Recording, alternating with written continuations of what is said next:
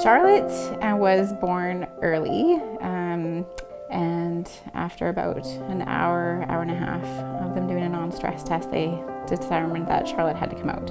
She was in too much stress. There wasn't even enough time for us to get to Kelowna. So I was in a panic because I was only 29 weeks.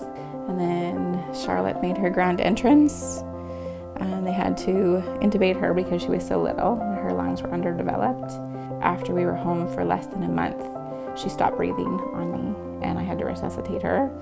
And that's when they determined that Charlotte has central hypoventilation system, which means her brain doesn't tell her all the time when she needs to take a breath.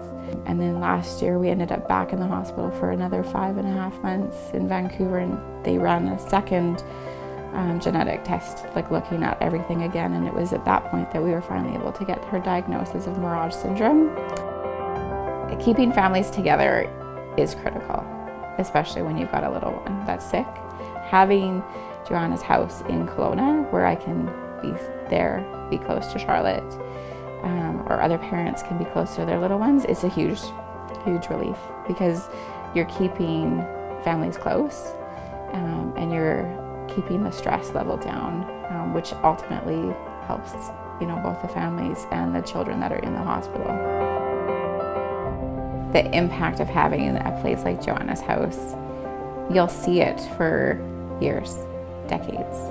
There's hundreds of kids that are going through the hospital on a day-to-day basis, and allowing their families the financial relief, the relief of travel, relief of having to plan different things. And you get there in the middle of the night and all of a sudden you're like, oh, where am I going to stay tonight? Where am I going to put my head down so I can recharge and be here tomorrow morning and be fresh and listening to the doctors and actually making sense with my questions? Or it's going to benefit the whole community.